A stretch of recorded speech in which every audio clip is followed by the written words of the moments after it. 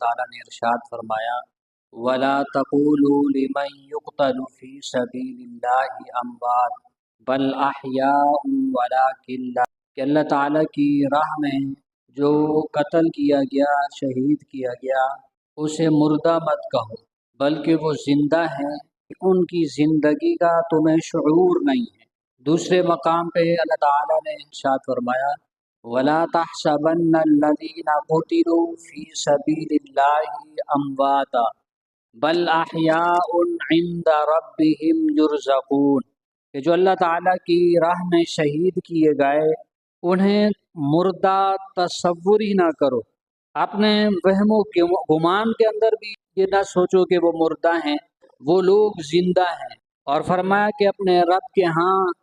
ان کو رزق بھی دیا جاتا ہے، فرحین بما آتاہم اللہ من فضل، اور اللہ تعالیٰ کے عطا کردہ فضل پر وہ بہت خوش ہیں۔ اسی طرح سورۃ النساء آیت نمبر 69 میں اللہ تعالیٰ نے ارشاد فرمایا وَمَن يُطِعِ اللَّهَ وَالرَّسُولَ فَأُولَٰئِكَ مَعَ الَّذِينَ أَنْعَمَ اللَّهُ عَلَيْهِم مِّنَ النَّبِيِّينَ وَالصِّدِّيقِينَ وَالشُّهَدَاءِ وَالصَّالِحِينَ وَحَسُنَ أُولَٰئِكَ رَفِيقًا، کہ جو لوگ اللہ تعالیٰ کی اور اس کے رسول کی اطاعت کرتے ہیں تو ان کا درجہ اور ان کا حشر، ان کا مقام ان لوگوں کے ساتھ ہوگا جن پر اللہ تعالیٰ نے انعام فرمایا۔ پھر آگے اللہ تعالیٰ نے انعام یافتہ لوگ بھی بیان فرمایا کہ انعام یافتہ لوگ کون ہیں۔ فرمایا کہ 4 قسم کے لوگ رب کی طرف سے انعام یافتہ لوگ ہیں۔ نمبر 1 من النبیین، انبیاء علیہ السلام کی جماعت، یہ اللہ تعالیٰ کے انعام یافتہ لوگوں میں سے ہیں۔ والصدیقین، اور دوسرے صدیقین کی جماعت، والشہداء، اور تیسرے شہداء، والصالحین، اور نیک لوگ۔ فرمایا کہ یہ 4 قسم کے لوگ ہیں جن پر اللہ تعالیٰ نے انعام فرمایا، یہ اللہ تعالیٰ کے انعام یافتہ لوگ ہیں۔ تو اس آیت مبارکہ کے اندر بھی جن انعام یافتہ لوگوں کا تذکرہ فرمایا اس میں سے ایک جماعت وہ شہداء کی جماعت ہے۔ اللہ تعالیٰ کی بارگاہ میں قربان ہونے والے، اپنی جانوں کو قربان کرنے والے لوگ، ان کے بارے میں اللہ تعالیٰ نے فرمایا کہ یہ اللہ تعالیٰ کے انعام یافتہ لوگوں میں سے ہیں۔ اسی طرح دوسرے مقام پر سورۃ النساء آیت نمبر 96 میں اللہ تعالیٰ نے ارشاد فرمایا درجات منہ ومغفرۃ ورحمہ، شہید اور مجاہد کی فضیلت بیان فرماتے ہوئے فرمایا کہ ایک تو ان کے درجات بلند ہوں گے کہ شہادت کی وجہ سے جنت کے اندر ان کے درجات بلند ہو جاتے ہیں، اور دوسرا انعام فرمایا کہ ومغفرہ، ان کی مغفرت کر دی جاتی ہے،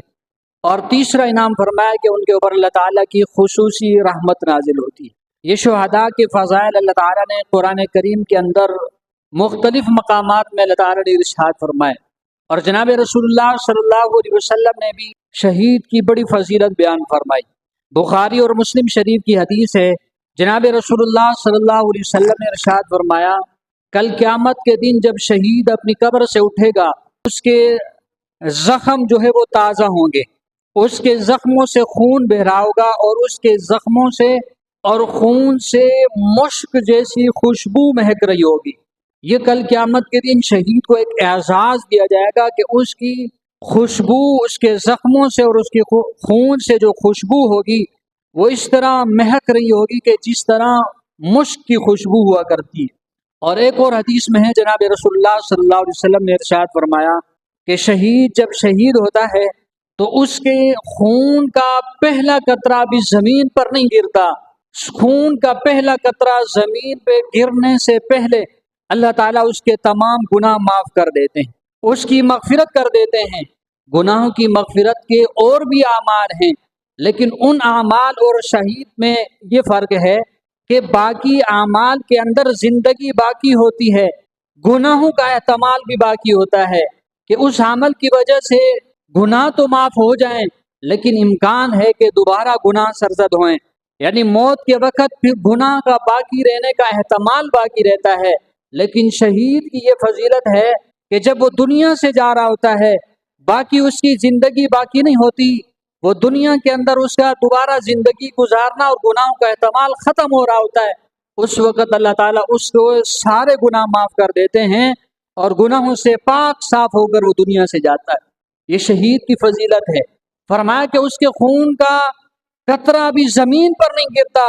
اس کے سارے گناہ معاف ہو جاتے ہیں۔ اسی طرح ایک اور حدیث میں جناب رسول اللہ صلی اللہ علیہ وسلم نے ارشاد فرمایا کہ شہید کو اللہ تعالیٰ مختلف اعزاز سے نوازتا ہے۔ کچھ اعزاز اور کچھ فضائل ایسے ہیں کہ جو اسے شہادت کے وقت نصیب ہوتے ہیں۔ ان میں سے یہ کہ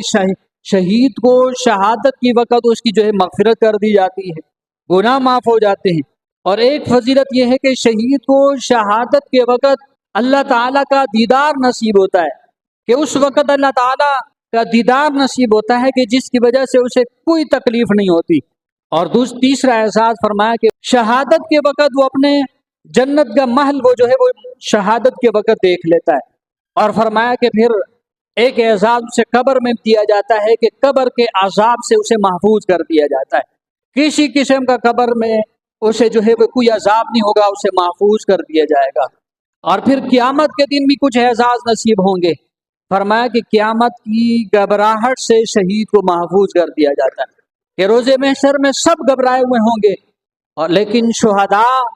اللہ تعالیٰ ان کو گھبراہٹ سے محفوظ رکھے گا۔ اللہ تعالیٰ کی رحمت کے سائے کے نیچے یہ ہوں گے، کسی قسم کا ان کو کوئی خوف اور کوئی گھبراہٹ نہیں ہوگی۔ اور ایک اعزاز یہ دیا جائے گا کہ ان کو 70 آدمیوں کی سفارش کا پروانہ دیا جائے گا، کہ 70 وہ آدمی کہ جن کے اوپر جہنم لازم ہو چکی ہوگی، کہ وہ جہنم میں جا رہے ہوں گے، شہید کو یہ اعزاز یہ اکرام دیا جائے گا کہ آپ جہنمیوں اپنے متعلقین رشتہ داروں میں سے 70 آدمیوں کی سفارش کرو۔ 70 آدمیوں کی یہ سفارش کرے گا ایک شہید، اور اسے جہنم سے بچا کر جنت میں لے جائے گا۔ یہ بھی فضیلت شہید کو ملے گی۔ اور ایک احساس یہ بھی دیا جائے گا، فرمایا کہ اس کے سر پر ایک ایسا تاج رکھا جائے گا کہ جس کا ایک یاقوت وہ دنیا اور دنیا کے اندر جو کچھ ہے اس سب چیزوں سے وہ جو ہے قیمتی اور بہتر ہوگا۔ یہ اعزاز وہ شہید کو دیا جائے گا۔ پھر جنت میں داخل ہونے کے بعد فرمایا کہ 72 جنت کی خوبصورت موٹی آنکھوں والی 72 حوروں سے ان کا جو ہے وہ نکاح کر دیا جائے گا۔ یہ سارے اعزازات نبی علیہ الصلوۃ والسلام نے ارشاد فرمایا کہ شہید کو دیے جائیں گے، جس نے اپنی جان اللہ تعالیٰ کی راہ میں قربان کر دی ہو۔ فرمایا کہ کل قیامت کے دن ان کو ایسے اعزازات سے جو ہے وہ نوازا جائے گا۔ اور ایک اور حدیث میں جناب رسول اللہ صلی اللہ علیہ وسلم نے ارشاد فرمایا کہ جنتیوں کو جنت میں داخل ہونے کے بعد کسی کو یہ تمنا نہیں ہوگی کہ وہ دوبارہ دنیا میں جائے، لیکن شہید تمنا کرے گا، شہید آرزو کرے گا کہ میں دوبارہ دنیا کے اندر جاؤں، اور دوبارہ دنیا کے اندر جا کر پھر اللہ تعالیٰ کی راہ میں جو ہے وہ قتل ہوں اور شہید ہوں،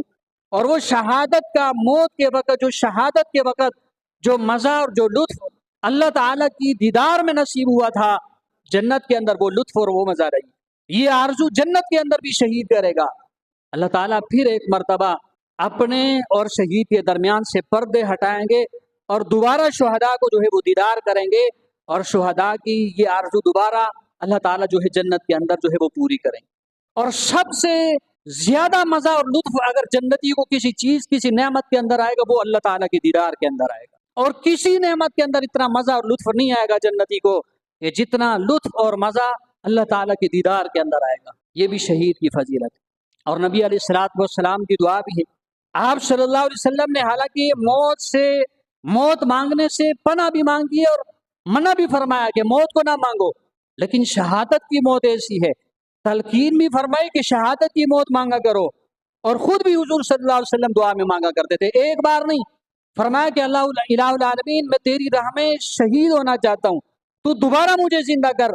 میں پھر تیری راہ میں شہید ہو جاؤں، تو دوبارہ مجھے زندہ کر، میں پھر تیری راہ میں شہید ہو جاؤں۔ 3 مرتبہ فرمایا کہ ثم احیا ثم قتل ثم احیا ثم قتل ثم احیا ثم قتل۔ حضور صلی اللہ علیہ وسلم نے شہادت کی دعا مانگی کہ میں تیری راہ میں شہید ہوتا رہوں اور تو دوبارہ مجھے زندہ کرتا رہے۔